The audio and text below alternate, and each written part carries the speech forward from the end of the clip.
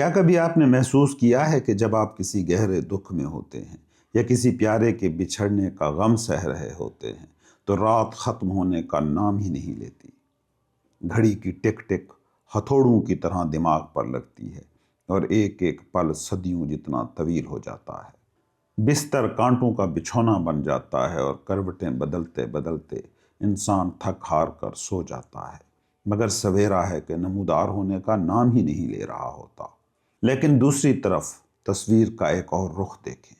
جب آپ خوش ہوتے ہیں، جب محبوب پاس ہو، جب کامیابی کا جشن ہو، یا جب آپ کسی ایسے کام میں محو ہوں جو آپ کی روح کی غذا ہے، تو وہی گھنٹے، وہی 60 منٹ پلک جھپکتے میں گزر جاتے ہیں۔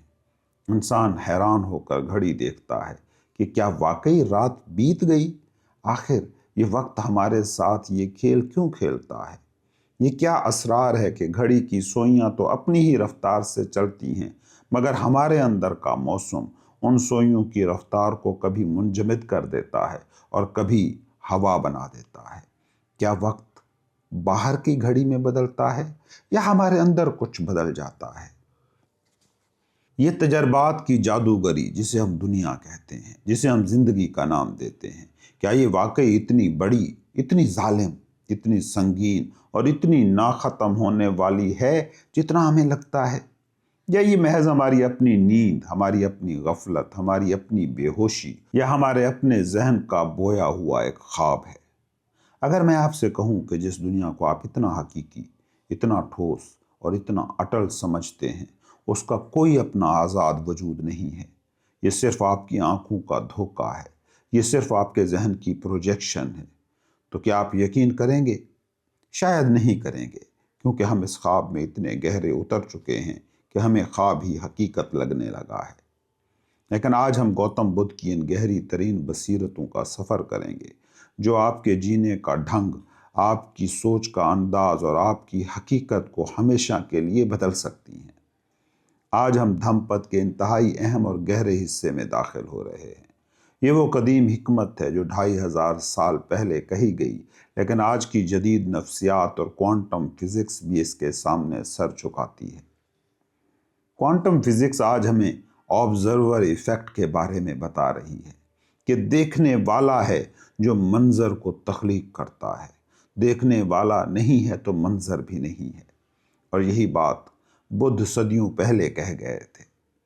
آج کی گفتگو صرف الفاظ نہیں ہے، یہ محض کانوں کے لیے تفریح نہیں ہے، بلکہ یہ ایک آئینہ ہے جس میں شاید آج ہمیں ہمارا اصلی چہرہ، ہماری روح کے زخم اور ہمارے مسائل کی اصل جڑ نظر آ جائے۔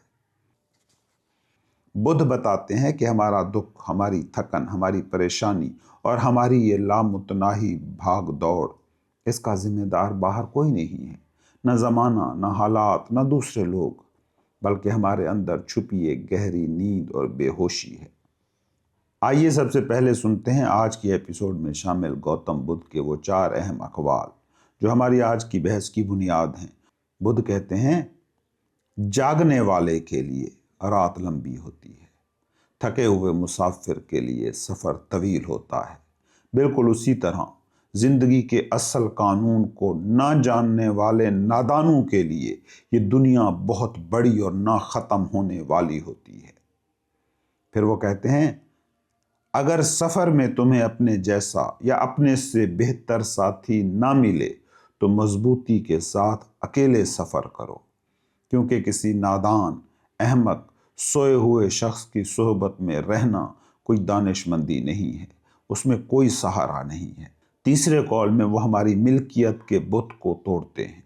یہ بیٹے میرے ہیں، یہ دولت میری ہے، بس اسی سوچ میں نادان شخص پریشان رہتا ہے اور مارا جاتا ہے۔ ارے جب تم اپنے آپ کے ہی مالک نہیں ہو تو پھر یہ بیٹے اور دولت تمہاری کیسے ہو سکتی ہے؟ اور آخری قول میں وہ دانائی کا، وزڈم کا پیمانہ بتاتے ہیں۔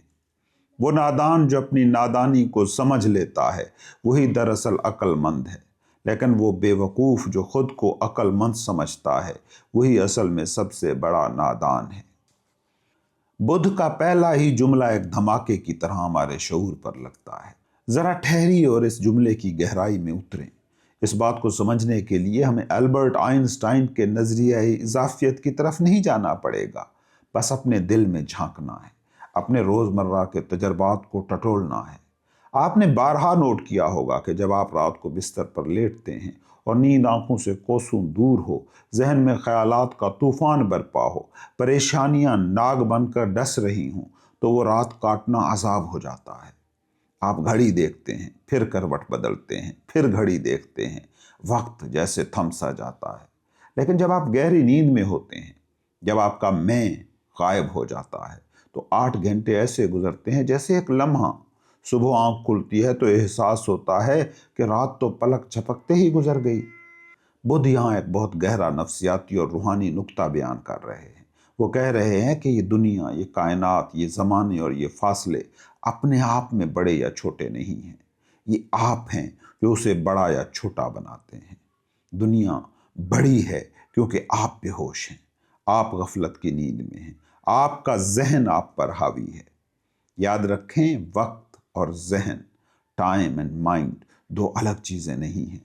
جہاں ذہن موجود ہے وہاں وقت کا احساس موجود ہے، جہاں ذہن خاموش ہوا وہاں وقت غائب۔ دکھ اور تکلیف کے لمحات میں ہمارا ذہن بہت زیادہ متحرک ہوتا ہے، حرکت کر رہا ہوتا ہے۔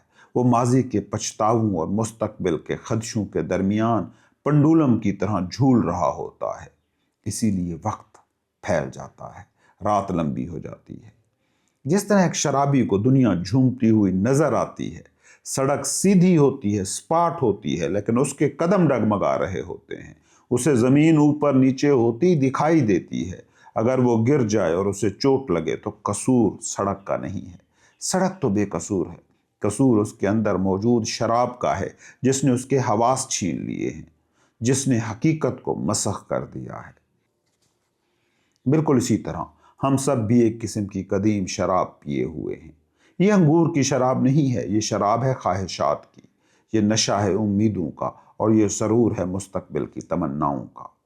ہم اس حال میں، اس لمحے موجود میں تو موجود ہی نہیں ہیں۔ ہم یا تو ماضی کی قبروں کو کھود رہے ہیں یا مستقبل کے خیالی محل تعمیر کر رہے ہیں۔ یہ جو ہماری بے ہوشی ہے، یہ جو ہمارا حال سے، پریزنٹ سے غائب ہو جانا ہے، اسی نے دنیا کو اتنا پیچیدہ، اتنا بوجھل اور اتنا طویل بنا دیا ہے۔ دنیا کا یہ چکر، جسے بدھ مت میں سمسار کہا جاتا ہے، یہ تب تک جاری رہتا ہے جب تک انسان جاگ نہیں جاتا۔ ایک قصہ سنیں جو اس بات کی وضاحت کرتا ہے کہ دنیا باہر نہیں ہمارے اندر بدلتی ہے۔ ایک بوڑھا کپل 30 سال بعد پیرس دوبارہ گیا۔ 30 سال پہلے وہ وہاں اپنا ہنی مون منانے گئے تھے۔ تب وہ جوان تھے، خون میں گرمی تھی، دل میں محبت تھی۔ تب انہیں پیرس دنیا کا سب سے حسین، رنگین، خوشبوؤں سے مہکتا ہوا رومانوی شہر لگا تھا۔ ہر گلی میں موسیقی تھی، ہر چہرے پر مسکراہٹ تھی۔ لیکن جب بڑھاپے میں وہ دوبارہ 30 سال بعد اسی شہر میں گئے، وہی شہر تھا، وہی گلیاں، وہی ایفل ٹاور انہیں پھیکا، اداس، شور زدہ اور گرد آلود لگا۔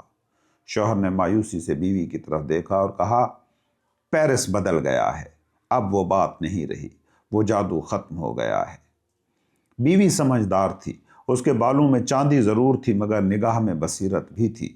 اس نے مسکرا کر شوہر کا ہاتھ تھاما اور کہا، نہیں سرتاج، پیرس نہیں بدلا، پیرس تو وہی ہے، پتھر وہی ہیں، ہوائیں وہی ہیں، اصل میں ہم بوڑھے ہو گئے ہیں۔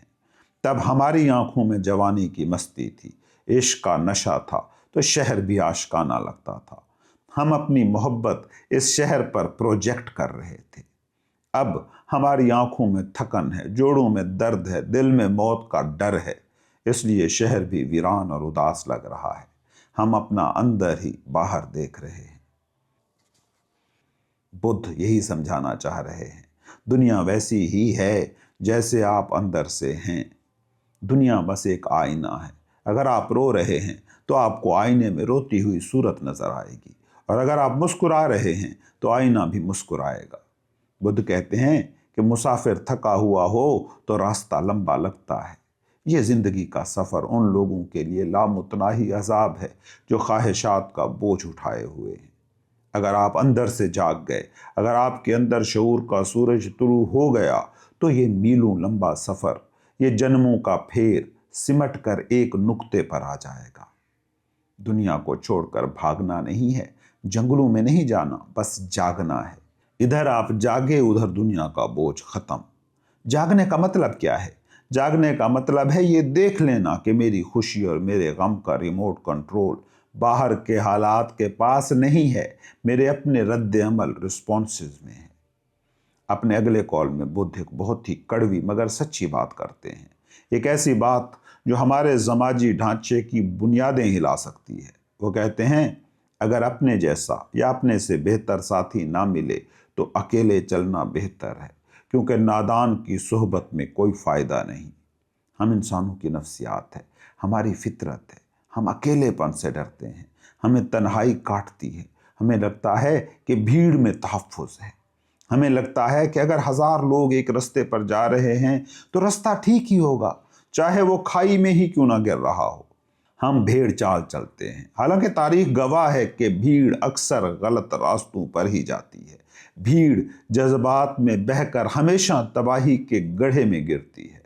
सच्चाई अक्सर अकेली होती है। रूहानी सफ़र या खुद को जानने का सफ़र एक इनफरादी सफ़र है। ये कोई फैमिली पिकनिक नहीं है जहां आप बस में बैठकर जाएंगे। यहाँ आपको अपने पैरों पर चलना है। बुद्ध कहते हैं कि नादान या गाफिल शख्स के साथ मत चलो। अब यहाँ नादान से मुराद वो नहीं जो अनपढ़ है या जिसके पास डिग्रियां नहीं हैं।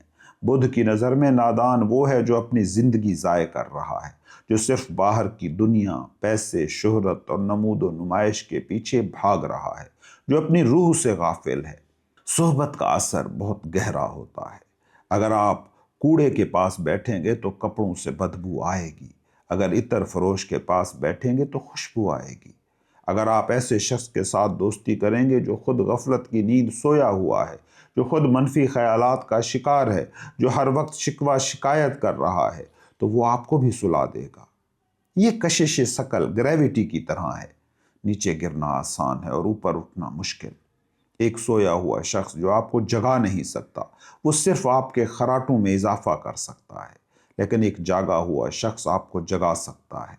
बुद्ध कहते हैं कि अगर तुम्हें कोई ऐसा साथी, कोई ऐसा दोस्त, कोई ऐसा हमसफर नहीं मिलता जो शऊर में तुमसे आगे हो या कम अज कम तुम्हारे बराबर हो, जो तुम्हें बुलंदी की तरफ ले जाए, तो फिर अकेले रहना 1000 गुना बेहतर है। अपनी तन्हाई को अपनी ताकत बनाओ। शेर अकेला चलता है, उसे किसी सहारे की ज़रूरत नहीं होती, जबकि भेड़ें रेवड़ में चलती हैं क्योंकि वो डरी हुई होती हैं। हम सब अपनी अपनी ज़िंदगियों में भाग रहे हैं कि तन्हाई से बच सकें। हम मोबाइल फ़ोन्स, पार्टियों में, फजूल गुफ्तगुओं में पनाह लेते हैं ताकि हमें अपने अंदर का सन्नाटा ना सुनना पड़े।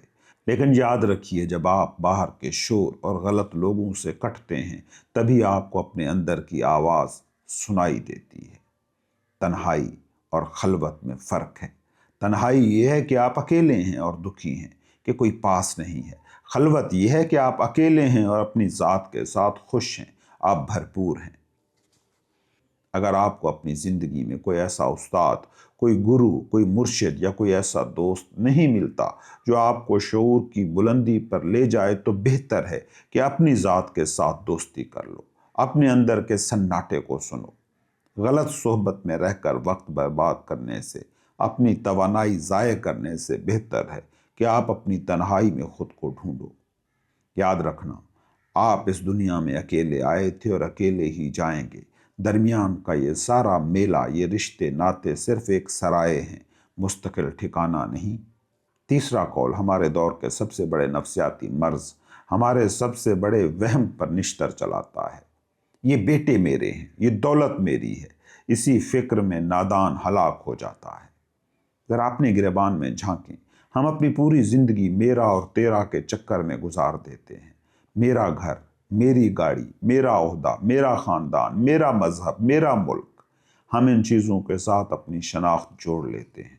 अगर मेरी गाड़ी पर खराश लगती है तो खराश गाड़ी को नहीं, मेरी रूह को लगती है। मुझे तकलीफ़ होती है। क्यों? क्योंकि मैंने इस लोहे के टुकड़े को मैं समझ लिया है। बुद्ध एक बहुत सादा, मंतकी और हिला देने वाला सवाल पूछते हैं, जब तुम अपने आप के भी मालिक नहीं हो तो बाकी चीज़ें तुम्हारी हो कैसे गईं? ज़रा सोचें, क्या आपको यकीन है कि अगली सांस आप ले सकेंगे? کیا آپ کے دل کی دھڑکن آپ کے کنٹرول میں ہے؟ کیا آپ اپنی عمر کو بڑھنے سے روک سکتے ہیں؟ کیا آپ موت کو ایک لمحے کے لیے بھی ٹال سکتے ہیں؟ نہیں۔ آپ کا اپنے وجود پر، اپنے جسم کے خلیوں پر بھی کنٹرول نہیں ہے۔ آپ کرائے کے مکان میں رہ رہے ہیں جسے آپ جسم کہہ رہے ہیں۔ مالک کے مکان یعنی فطرت، ہستی، خدا جب چاہے خالی کروا لے، اور آپ دعویٰ یہ کر رہے ہیں کہ آپ پوری دنیا کے مالک ہیں۔ یہ کتنی بڑی حماقت ہے۔ سکندر اعظم کی مثال سامنے ہے۔ جب وہ دنیا فتح کرنے نکلا تو اسے لگتا تھا کہ وہ سب کا مالک ہے، وہ خدا بننا چاہتا تھا۔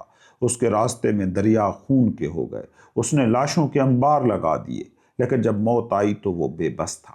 وہ اپنے ڈاکٹروں سے بھیک مانگ رہا تھا، مجھے ایک دن اور جینے دو تاکہ میں اپنی ماں سے مل سکوں۔ میں اپنی آدھی سلطنت دینے کو تیار ہوں، پوری سلطنت دینے کو تیار ہوں۔ لیکن موت نے کہا ایک سانس بھی نہیں ملے گی۔ جب اس کا جنازہ نکلا تو اس کی وصیت کے مطابق اس کے دونوں ہاتھ تابوت سے باہر لٹک رہے تھے، یہ بتانے کے لیے کہ دیکھو دنیا کا فاتح سکندر اعظم بھی خالی ہاتھ ہی جا رہا ہے۔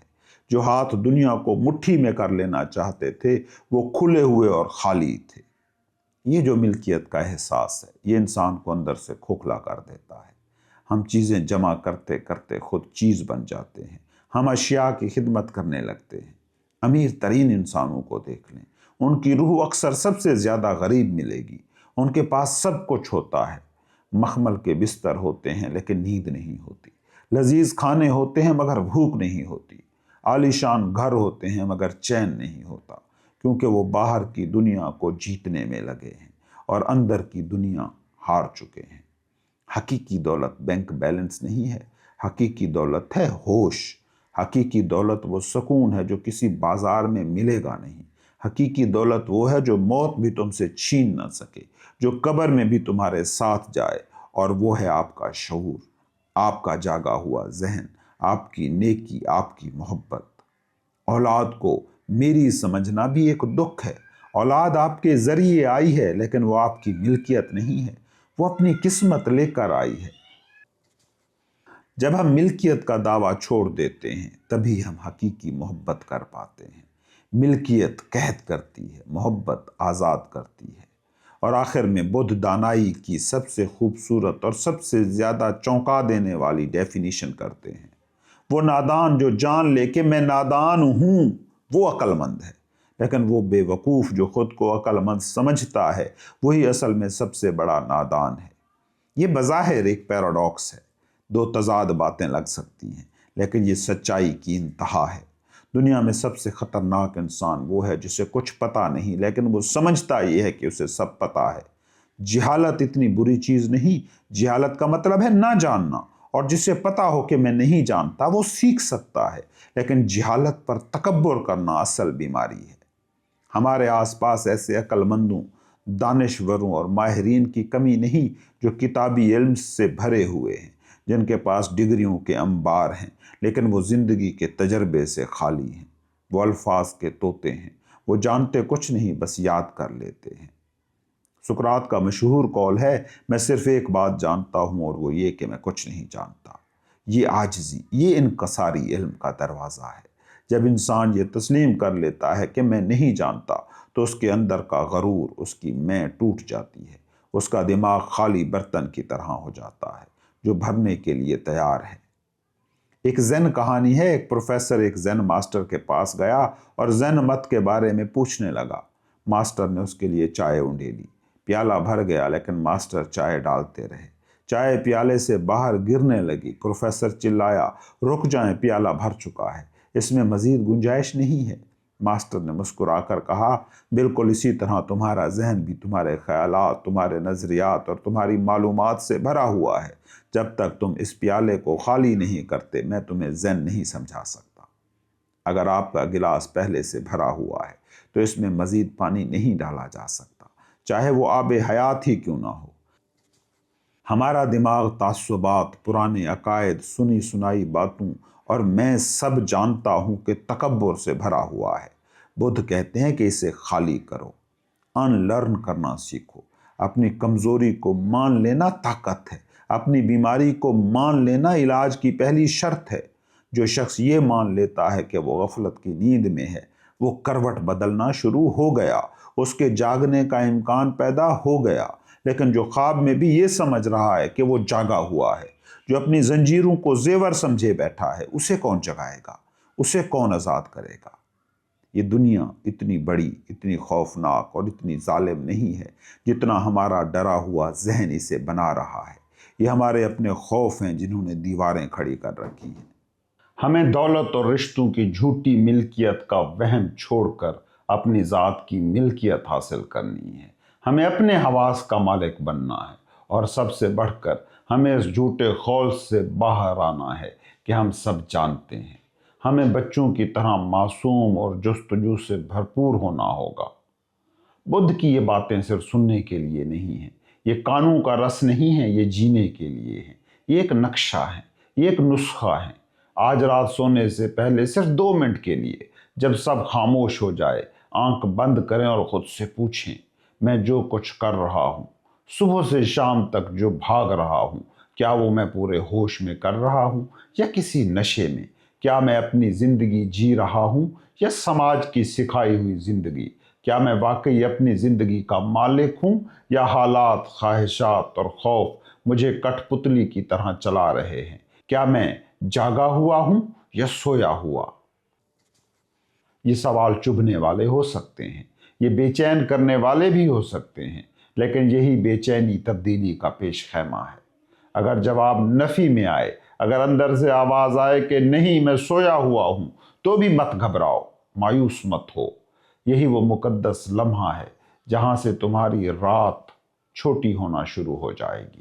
یہی وہ لمحہ ہے جب سفر سمٹنا شروع ہوگا۔ جب تمہیں احساس ہو گیا کہ یہ خواب ہے، تو سمجھیں آنکھ اب کھلنے ہی والی ہے، اور تب یہ تجربات کی جادوگری، یہ دنیا ختم ہو جائے گی، اور آپ کے سامنے صرف حقیقت ہوگی۔